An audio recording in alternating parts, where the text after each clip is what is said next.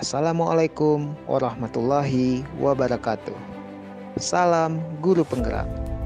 Perkenalkan, saya Andri Gunata Tasman, Guru Teknik Otomotif di SMK Negeri 2 Kota Bogor. Saya merupakan calon guru penggerak angkatan 7 dari Kota Bogor. Pada video kali ini, saya ingin berbagi mengenai aksi nyata pada modul 1.4, yaitu budaya positif. Selamat menyaksikan.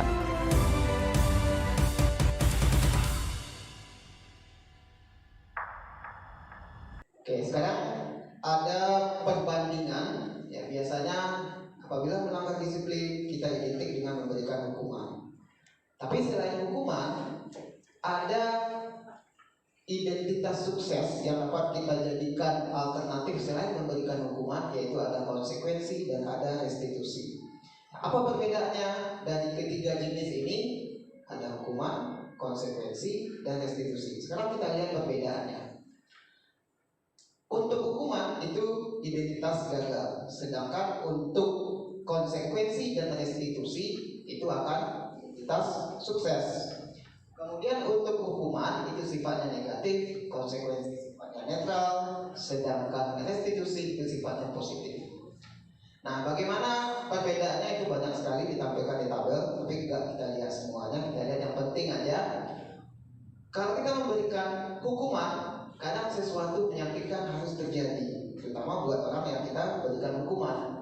Sedangkan apabila konsekuensi, maka sesuatu itu harus terjadi. Memang seperti itu keadaannya. Kemudian apabila kita memberikan restitusi, ini merupakan pilihan. Yang kedua, apabila memberikan hukuman tidak nyaman untuk murid atau anak untuk jangka waktu yang panjang. Sedangkan kalau kita berikan konsekuensi, tidak nyaman untuk murid atau anak untuk jangka waktu yang pendek. Jadi perbedaannya dengan hukuman dari jangka waktu yang dihasilkannya. Kemudian apabila kita melakukan restitusi, maka akan menguatkan untuk murid atau anak dalam jangka waktu yang panjang. Nah, kita lihat perbandingannya satu lagi. Yang ketiga, untuk hukuman, korban akan mendapatkan keadilan, sedangkan untuk konsekuensi, korban bisa diabaikan. Untuk restitusi, korban akan mendapatkan ganti. Ini ada contoh keyakinan kelas. Tadi disampaikan bahwa untuk menciptakan budaya positif itu kita harus mulai dari kebiasaan-kebiasaan positif.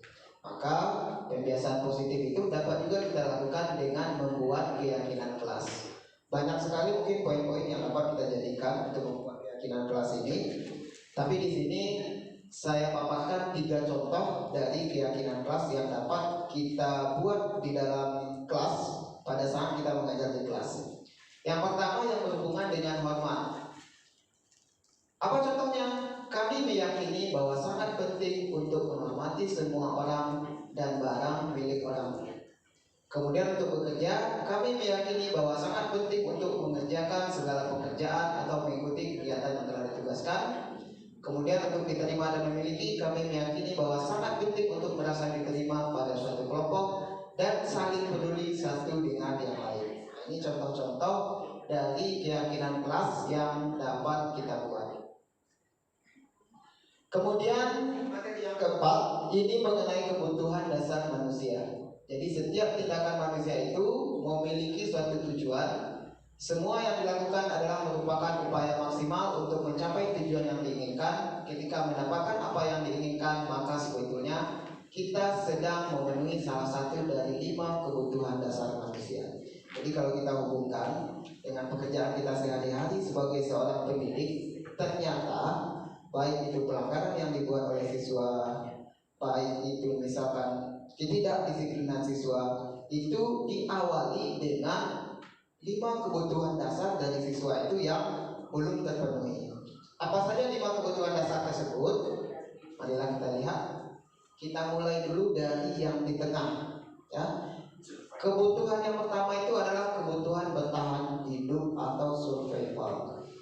Saya rasa kebutuhan untuk bertahan hidup ini tidak hanya ada pada manusia, tapi juga semua makhluk hidup butuh untuk bertahan hidup. Nah, sekarang kita lihat apa contohnya.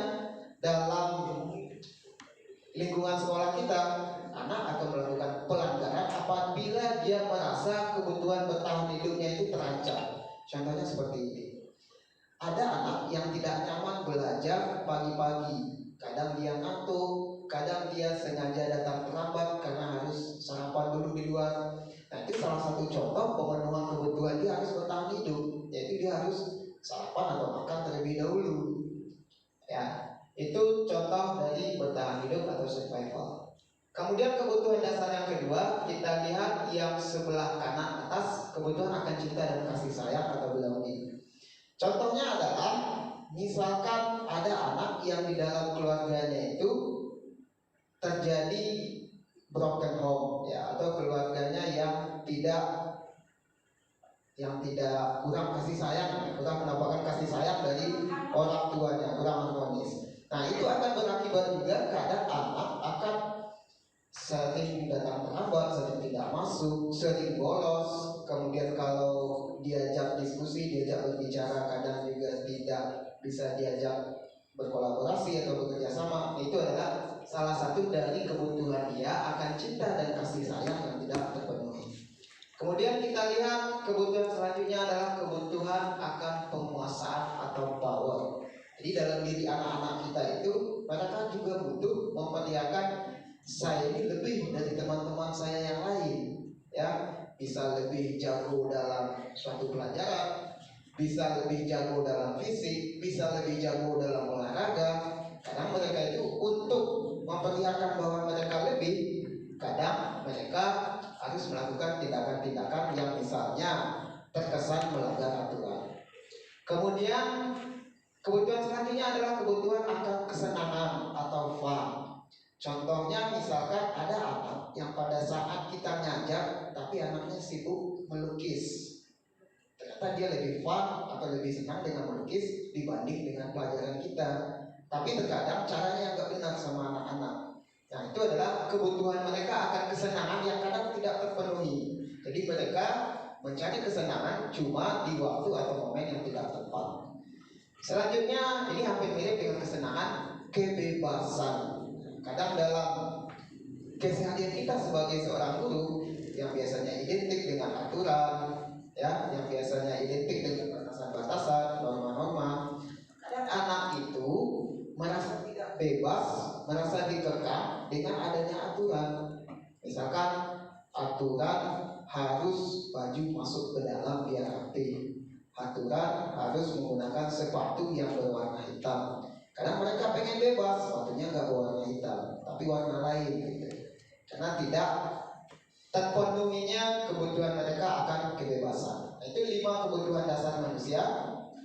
Selanjutnya kita lihat 5 posisi kontrol. Nah, ini menarik nih Bapak dan Ibu. Jadi ada 5 posisi kontrol, ya. Dalam teorinya itu ada 5 posisi kontrol, tapi nanti kalau kita bahas mungkin lebih dari 5. Apabila kalau kita kaitkan dengan kondisi kita di SMK Negeri 2 ini. Mari kita lihat dulu posisi kontrol apa saja. Yang pertama adalah posisi kontrol sebagai penghukum. Maksudnya adalah apabila kita melihat anak yang melanggar, yang tidak disiplin, kita biasanya memberikan hukuman kepada mereka yang terkadang kesannya tidak menyambung hukuman yang kita berikan dengan kesalahan mereka. Saya pernah mengalami, tapi bukan di sini, waktu saya masih sebagai seorang siswa. Jadi pada saat itu karena saya terlambat, diberikan hukuman membuat di buku tulis 2 halaman, ditulis berulang-ulang. Tulisannya adalah saya tidak akan terlambat lagi datang ke sekolah. Sampai penuh seperti itu. Jadi sampai penuh. Kadang kalau dipikir apa hubungannya keterlambatan ini dengan hukuman yang diberikan. Nah, kemudian kadang posisi kontrol sebagai penghukum ini ciri lainnya adalah suara kita agak lebih meninggi, lebih keras dengan amarah yang kadang juga tidak terkontrol. Nah, saya jujur posisi sebagai penghukum ini pernah atau mungkin sering saya lakukan dalam aktivitas pekerjaan saya sebagai seorang pendidik. Kemudian kita lihat yang nomor 2 yaitu pembuat rasa bersalah. Jadi contohnya adalah misalkan ada siswa yang membuat kesalahan, siswanya datang terlambat. Nah, kita tidak memberikan hukuman ke dia, ya, kepada anak tersebut, tapi dengan nada yang lebih lemah, lebih lembut, menyampaikan ke anak tersebut, jangan terlambat lagi nak. Kalau kamu terlambat, nanti ibu yang ditegur sama kepala sekolah. Nah, kadang dengan kita berbicara dengan nada lirik seperti itu, kadang anak merasa salah, ya, merasa salah. Itu adalah contoh dari fungsi kontrol kita sebagai pembuat jasa bersalah. Kemudian yang ketiga, fungsi kontrol sebagai teman. Nah, ini biasanya sering juga kita lakukan. Mungkin kita beranggapan dengan kita memposisikan diri kita sejajar dengan mereka, lebih gampang berkomunikasi, lebih gampang diajak kerjasama. Moga-moga nantinya mereka berubah. Jadi kita posisikan sejajar dengan murid yang melakukan kesalahan. Kemudian yang keempat adalah posisi kontrol monitor atau pemantau, ya. Jadi kalau di sini kita tidak memberikan hukuman, ya, tapi kita kaitkan dengan aturan yang ada. Ya, nada kita nggak harus marah-marah, nggak harus meledak-ledak. Misalkan ada anak yang datang terlambat, kita cukup tanya, datang terlambat berapa menit terlambatnya. Kemudian kalau kamu datang terlambat, apa konsekuensinya? Kalau hukumannya seperti itu, silakan lakukan hukumannya. Jadi normal di sini sifatnya, kita nggak marah-marah, tapi kita kaitkan dengan aturan atau tata tertib yang berlaku. Kemudian yang kelima adalah posisi kita sebagai manajer. Nah, ini agak lebih bagus dibandingkan posisi sebagai monitor atau pemantau. Perbedaannya di mana? Perbedaannya adalah kalau untuk sebagai manajer ini, kita akan kaitkan dengan keyakinan mereka. Kita tanya setelah ini kamu mau jadi murid yang seperti apa dan sebagainya. Ya, jadi posisi kita ya seperti seorang manajer seperti itu.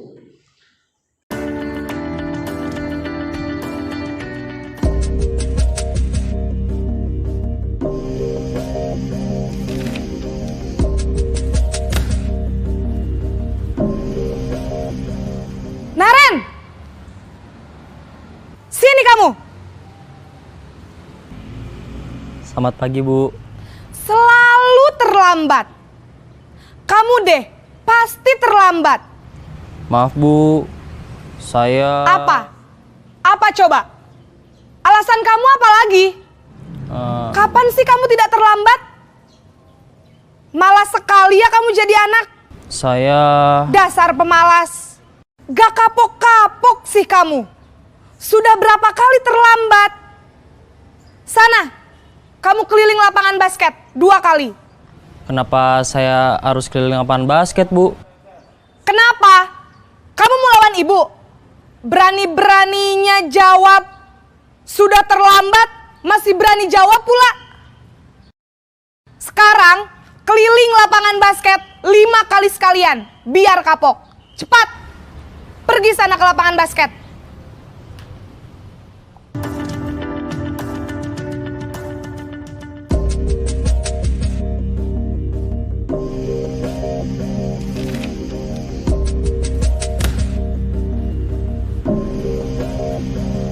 Naren!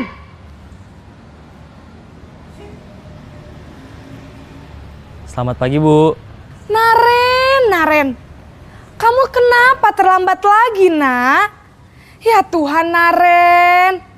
Kamu senang ya bikin ibu susah ya?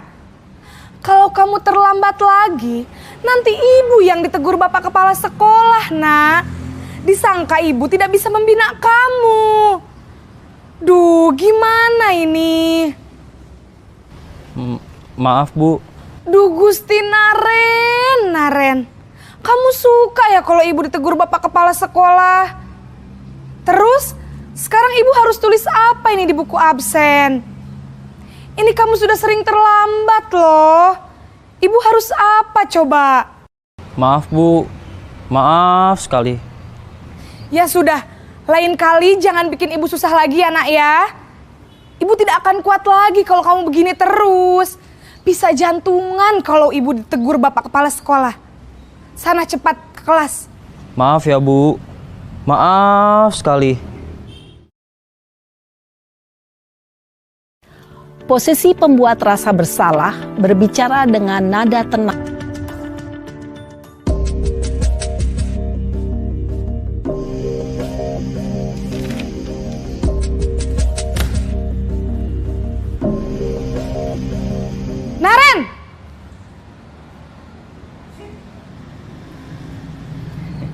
Selamat pagi, Bu. Wah, sudah jam berapa ini, Nak? Terlambat lagi ya, sayang. Iya, Bu. Habis ibu saya lupa bangunkan saya, Bu. Kamu malah menyalahkan ibu kamu. Kamu bukannya anak yang larinya paling kenceng. Kok terlambat sih? Iya, Bu. Saya memang terlambat bangun tadi. Jadi, biarpun saya lari kencang, tetap gak kekejar, Bu. Ya sudah sana. Nanti lain kali larinya lebih kenceng lagi ya. Biar gak terlambat lagi. Bikin seneng ibu. Demi ibu. Bisa kan? Bisa lah, Bu. Ya sudah sana masuk kelas. Ibu beresin urusan absen kamu. Kamu ini ada-ada saja.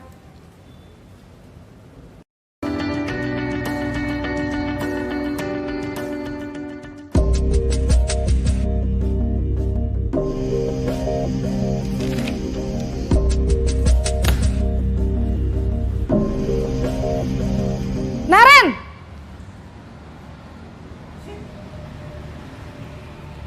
Selamat pagi, Bu. Naren, apa peraturan sekolah kita tentang jam berapa kita harus masuk sekolah, Nak? Kita harus di sekolah jam 7, Bu. Iya, betul. Sekarang sudah jam 7.20. Naren sudah tahu konsekuensinya jika terlambat hadir. Paham, Bu. Saya harus tinggal kelas pas jam istirahat selama 20 menit. Iya, benar. Konsekuensinya demikian. Jadi nanti jam 9.30 pas istirahat, kamu harus tinggal di kelas, kerjakan tugas tambahan untuk ketertinggalan kamu, ya? Baik, Bu.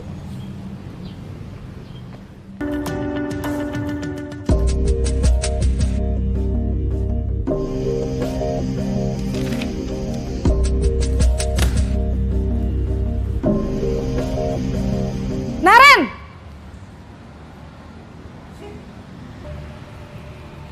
Selamat pagi, Bu. Selamat pagi, Naren. Maaf, Bu. Saya terlambat.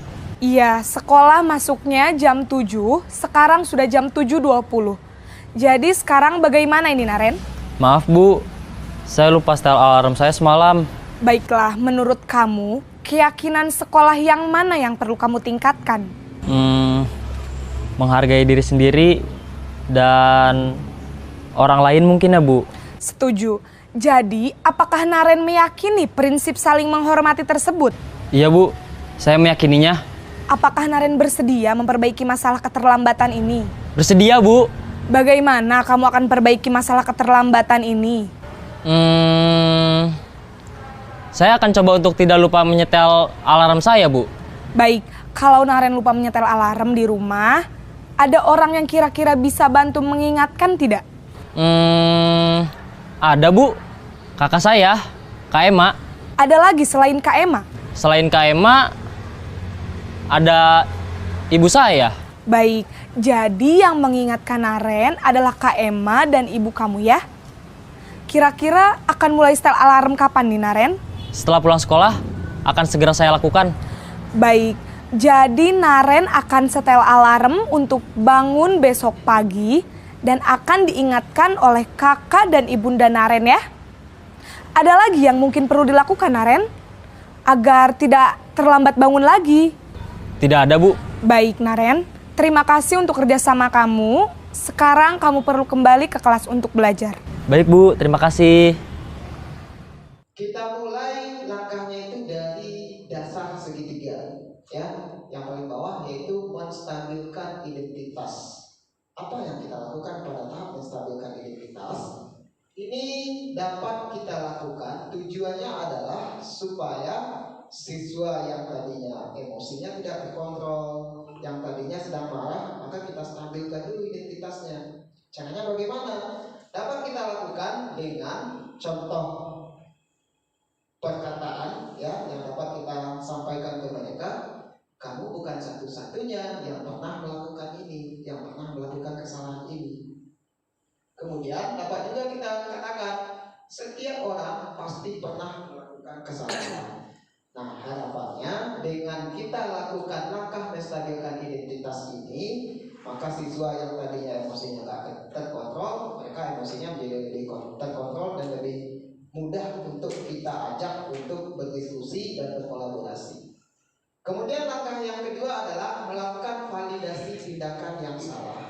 Tujuannya adalah kita tidak langsung menjudge mereka, oh kamu salah, ya. Tapi kita lakukan dengan langkah-langkah yang lebih persuasif kepada mereka. Apa yang dapat kita lakukan? Yang pertama, kita tanyakan kepada siswa, kamu tentu punya alasan mengapa melakukan ini, ya. Sehingga mereka setelah emosinya terkontrol, mereka merasa dekat dengan kita. Tujuannya adalah ya mereka mau bercerita dengan kita. Tanyakan alasannya, mengapa Ananda seperti ini, mengapa anak ibu seperti ini. Kemudian dapat juga kita lakukan dengan pertanyaan, adakah cara yang lebih efektif untuk mendapatkan apa yang harus kamu butuhkan? Ya mungkin cara dia itu mungkin salah, tapi kita tanya, ada nggak cara lain yang lebih bagus? Kenapa mereka harus membuat seperti itu? Nah, itu adalah langkah yang kedua, melakukan validasi tindakan yang salah. Nah, langkah yang terakhir, langkah yang ketiga, yaitu di sisi segitiga sebelah kanan, menanyakan keyakinan kelas apa yang telah kita sepakati. Ini dapat kita lihat apabila kita telah membuat kesepakatan di kelas yang kita ajar. Kemudian kamu ingin menjadi orang yang seperti apa? Ya, mudah-mudahan dengan pertanyaan atau dengan ucapan yang seperti ini, anak-anak berkeyakinan untuk menjadi siswa yang lebih baik lagi. Nah, selanjutnya ini ada sedikit dokumentasi dari saya. Sebenarnya dokumentasinya banyak, cuma saya sampaikan ya yang intinya adalah dalam kegiatan ya, aksi nyata dari modul-modul sebelumnya. Yang pertama itu saya pernah mencoba berdiskusi untuk membuat kesepakatan kelas. Nah, ini pernah saya lakukan di kelas 10 OA. Jadi di kesepakatan kelas itu kita sama-sama sepakat ya untuk saling menghormati, saling menghargai, datang tepat waktu, menjaga kebersihan dan ketertiban kelas, menjaga kekeluargaan, bertanggung jawab atas tindakan yang dilakukan, bersikap sopan dan menjaga kesehatan. Kemudian ini ada dokumentasi lagi, ya, ada 5 foto di sini mengenai budaya positif, misalkan bersikap sopan, datang tepat waktu, menjaga kebersihan dan saling menghargai. Oke, Bapak dan Ibu, sampailah sekarang kita di penghujung, ya. 3 tahun lagi pensiun, jadi untuk mengasih respon dia mudah-mudahan ya seperti Pak PT Pak Pras itu kan cikgu saya supaya mengisi pembangunan ini dengan ya hasilnya ya ini yang dibicarakan tadi adalah apa tadi? Yang tadi adalah budaya positif dan disiplin positif ini. Jadi budaya positif dan disiplin positif itu kan penjelmaan dari pengawasan melekat seorang guru. Okay. Nah ini kalau diterapkan ke siswa itu trik-triknya gimana ya? Nah, jadi pengawasan positif, disiplin positif itu kan pengawasan melekat seorang guru ini, ya Pak. Nah ini kalau diterapkan ke siswa ini trik-triknya gimana? Nah tolong dijelaskan. Tidak usah banyak Pak, kita ada karena waktu ya Pak. Nah kita aja. Oke, terima kasih. Assalamualaikum warahmatullahi wabarakatuh. Waalaikumsalam warahmatullahi wabarakatuh. Kita kasih aplaus dulu untuk Pak Rumah. Langsung saya jawab ya, Bapak Ibu. Nanti mungkin ada saya mintakan satu pertanyaan lagi aja. Ya, sebelum kita tutup, saya jawab dulu terlebih dahulu pertanyaan dari Bapak Sumarsono. Tadi disampaikan pokoknya sebentar lagi akan pensiun ya Pak ya. Oke. Apa langkah-langkah yang dapat kita lakukan untuk menciptakan budaya positif di sekolah kita, di sekolah atau lingkungan tempat kita mengajar? Oke, kalau kita lihat di SMK Negeri 2 Bogor ini, mungkin kita bertanya dulu seperti ini. Apakah budaya positif itu sudah ada di sekolah? Kalau secara pribadi saya jawab, secara tidak sadar atau mungkin secara kita tidak menyadari ya, bahwasanya sebenarnya budaya positif di sekolah ini telah kita lakukan, telah terlaksana, tapi mungkin ada di beberapa poin yang harus kita maksimalkan. Contohnya tadi kita terbiasa dengan anak-anak membudayakan 3S, salam, senyum, sapa, kemudian kita awali dengan berdoa. Pada saat memulai pembelajaran, selesai pembelajaran kita tutup lagi dengan berdoa. Itu adalah contoh-contoh sederhana dari budaya positif. Misalkan kalau Bapak Sumarsono mengajar di bengkel teknik mesin misalkan, kita budayakan di bengkel itu sebelum kita mulai belajar ruang kelas kita sapu terlebih dahulu. Itu sudah satu contoh dari budaya positif. Setelah selesai menggunakan barang-barang peralatan di lab teknik mesin, kita kembalikan ke tempatnya dengan keadaan yang selamat, tidak ada alat yang rusak. Itu juga sudah merupakan budaya positif. Nah, dari hal-hal sederhana tersebut dapat saya simpulkan di sini, apa langkah-langkahnya? Langkah-langkahnya sebenarnya juga sederhana. Kita dapat memulai terlebih dahulu dari diri kita sendiri sebagai seorang guru. Apabila kita telah mencontohkan kepada siswa-siswa kita ajak bersalaman, kita senyum, kita nyapa, mereka nanti juga akan terbiasa dengan hal-hal yang seperti itu. Kemudian juga misalkan dalam kebersihan, ya kita berikan contoh kepada mereka, jangan buang sampah sembarangan, buang di tempat sampah. Nah, kita mulai dari hal-hal yang sederhana. Tapi yang paling sulit, ya, kalau memang mulai itu kadang kita bisa, tapi konsistennya itu ada di beberapa momen, kadang yang mungkin kita tidak sengaja. Nah, itulah yang menjadi tugas besar atau PR besar bagi kita, bagaimana supaya hal-hal baik yang sudah ada di sini dapat konsisten untuk kita terapkan. Mungkin itu jawaban sederhana dari saya, Bapak Sumarsono. Intinya yang pertama itu adalah kita mulai dulu dari diri kita sendiri, ya. Insya Allah setelah kita mulai, anak-anak mencontoh kita dan dapat terlaksana nantinya. Walaupun mungkin tantangan atau rintangannya pasti selalu ada. Kemudian sebelum ditutup saya minta satu lagi, kalau tadi Bapak Sumarsono, sekarang dari ibu-ibu, saya minta satu lagi, Pak, ibu-ibu, tidak harus berupa pertanyaan, boleh juga memberikan tanggapan dan lain sebagainya. Silakan. Miss Inong. Kalau nggak ada bapak-bapak, kalau nggak ada ibu-ibu, boleh ke bapak-bapak. Ibu Satu Sri. lagi aja cukup. Ibu Sri. Ada Ibu Pak Sri. ya? Ibu Sriono. Ada Pak Sriono. Dan Sriani. Atau Pak Indah ada? Cukup ya. Kalau cukup, sekali lagi saya ucapkan terima kasih Bapak dan Ibu sudah menyempatkan waktunya di sini di tengah-tengah kesibukannya. Mudah-mudahan bertepatan dengan absen kita untuk kemok yang 4 sehingga tidak menghalangi Bapak Ibu untuk absen pulang. Sekali lagi terima kasih. Karena tadi saya dipersilakan oleh moderator, saya minta kembali kepada Bu Wiwi untuk bisa menutup kegiatan acara kita ini. Terima kasih. Wassalamualaikum warahmatullahi wabarakatuh. Waalaikumsalam warahmatullahi wabarakatuh. Alhamdulillah pemaparan yang sudah disampaikan oleh Bapak Andri Gunata Tasman sudah bisa kita sama-sama saksikan dan dengarkan. Mudah-mudahan juga di sesi yang kedua ini juga banyak memberikan manfaat yang besar kepada kita semua dan bisa dijadikan sebagai motivasi bagi kita semua. Dan saja acara kita pada kesempatan hari ini kita sama-sama tutup dengan pembacaan hamdalah bersama-sama. Alhamdulillah.